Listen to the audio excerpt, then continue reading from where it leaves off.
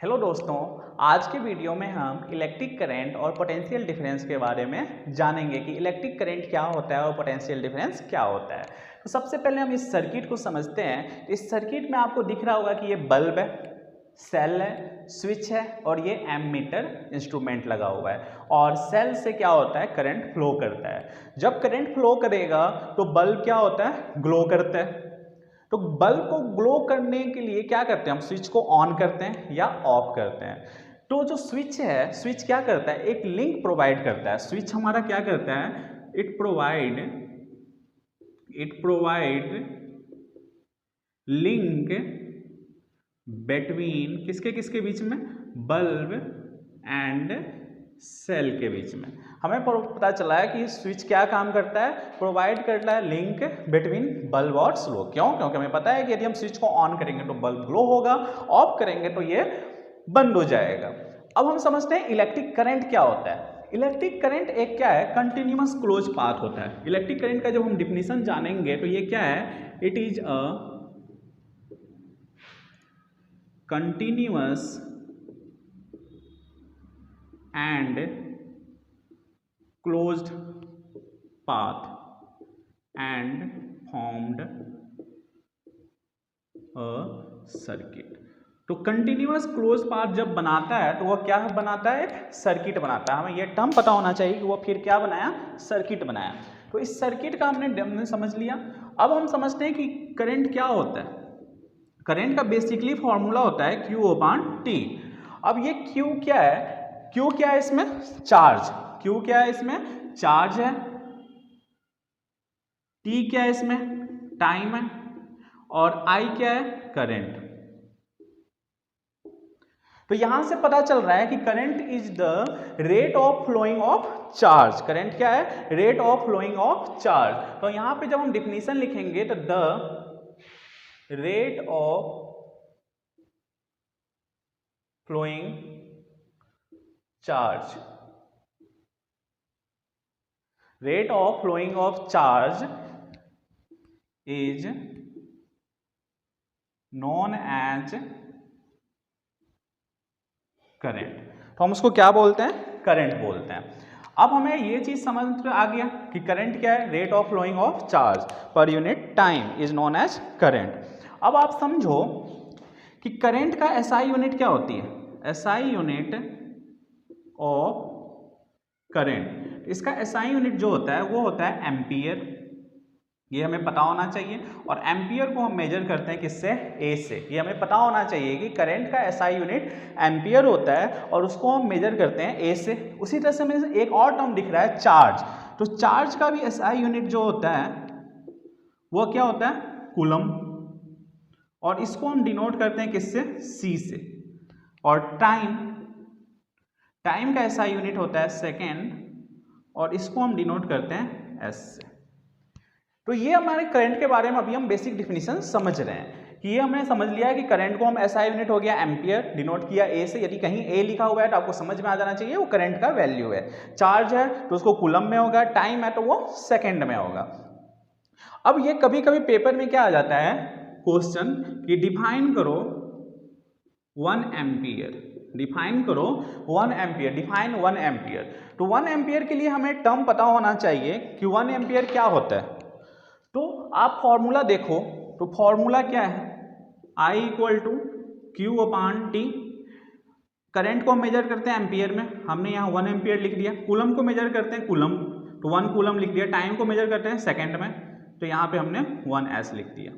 Basically 1 ampere क्या है, rate of flowing, कितना चार्ज, 1 कूलम चार्ज, कितने सेकेंड में, 1 सेकेंड में। तो 1 ampere is defined as flowing 1 unit charge per 1 second. तो ये बेसिक हमें डिफिनेशन समझ में आ गई कि 1 एम्पियर क्या है। तो 1 ampere is defined as flowing 1 unit charge per 1 second. तो इसको हमने बोल दिया 1 एम्पियर। अब हम आते हैं इसके केस में कि अब हम इसके केस में क्या है कि एक इंस्ट्रूमेंट होता है जो इसको मेजर करता है कि किसी सर्किट में कितना करंट फ्लो कर रहा है, तो उस इंस्ट्रूमेंट को हम बोलते हैं एमीटर। एमीटर एक इंस्ट्रूमेंट होता है, वो हमें पता होना चाहिए कि कितना करंट फ्लो कर रहा है। तो ammeter is an instrument which measure electric current in the circuit। जैसे हमें पता है कि गाड़ी किस स्पीड से चल रही है, स्पीडोमीटर, ऑडोमीटर, उससे हम पता करते हैं डिस्टेंस हमारा कितना है। उसी तरह से कितना करंट फ्लो कर रहा है हमारे सर्किट में, हम वो किससे मेजर करेंगे?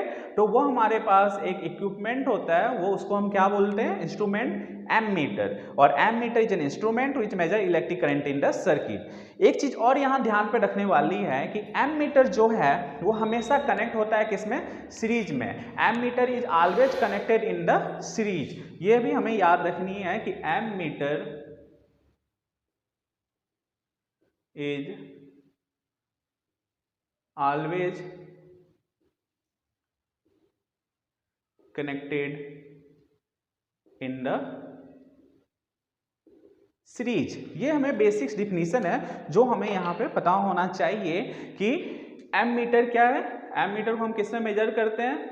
करंट को किस में मेजर करते हैं? एमीटर में। और ये एमीटर हमेशा किस में कनेक्ट होता है? सीरीज में। तो ये पूरा कहानी आपको दिख रहा होगा। ये हम क्या पढ़ रहे हैं? किसके बारे में पढ़ रहे हैं? इलेक्ट्रिक करंट के बारे में। इलेक्ट्रिक करंट का यही कॉन्सेप्ट है बेसिकली।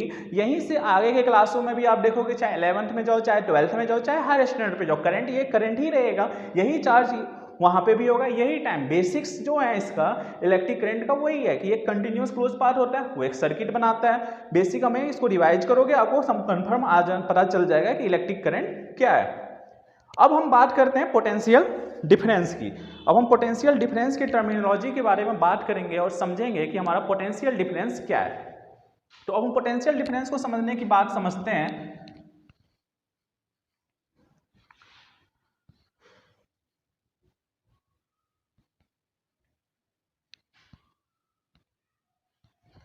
देखो बेसिकली क्या होता है पोटेंशियल डिफरेंस? रिएक्शन होता है किसके किसके बीच में?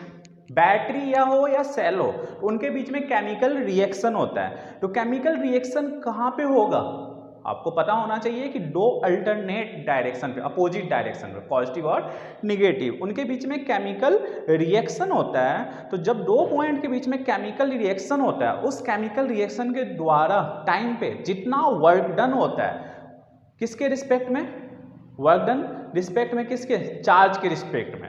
तो उसको हम बोलते हैं पोटेंशियल डिफरेंस। कभी कभी क्या होता है, उस केमिकल की रिएक्शन की वजह से उसमें चार्ज फ्लो करता है, यदि करंट रहे या न रहे। तो हमें पता होना चाहिए कि पोटेंशियल डिफरेंस, जैसे हम इलेक्ट्रिक करंट को मेजर कर रहे थे किससे? आई से, तो पोटेंशियल डिफरेंस को मेजर करते हैं वी से। और इसका यूनिट क्या, फॉर्मूला क्या है? V equal to W upon Q. V equal to W upon Q. अब W क्या है? Work done. W इसमें जो है वो है वर्क डन, और Q जो है इसमें वो है चार्ज, और V जो है इसमें वो है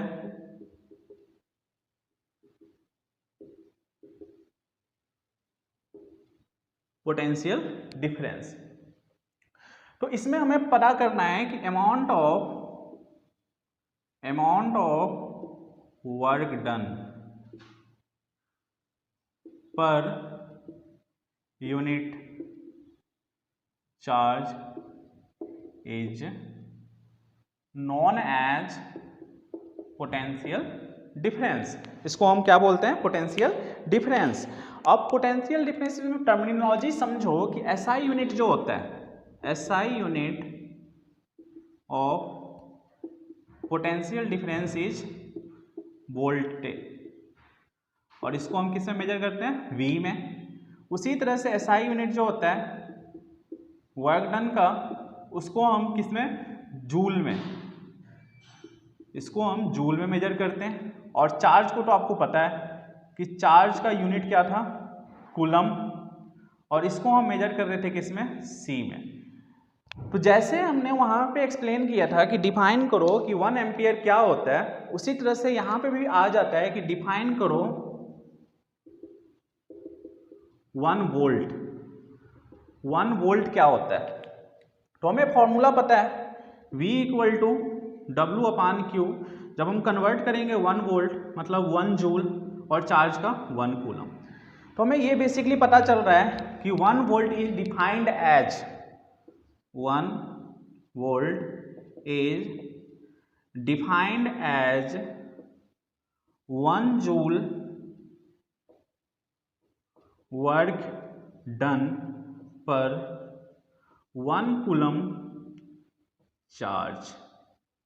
तो क्लियर है, डिफाइन 1 वोल्ट पेपर में आएगा तो आप लिख लोगे कि 1 volt is defined as 1 joule work done per 1 coulomb charge. जैसे हम इलेक्ट्रिक करंट को मेजर करते थे एमीटर से, उसी तरह से पोटेंशियल डिफरेंस यदि हमें सर्किट में मेजर करना होगा तो वहां पे हम क्या कनेक्ट कर देते हैं? Volt meter.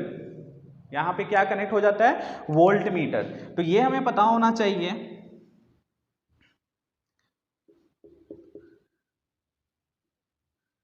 Volt meter measured potential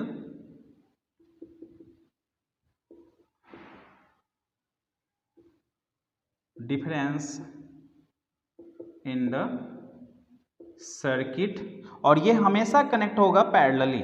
it is always connected in parallel. ये था पूरा कॉन्सेप्ट पोटेंशियल डिफरेंस और इलेक्ट्रिक करंट के बारे में।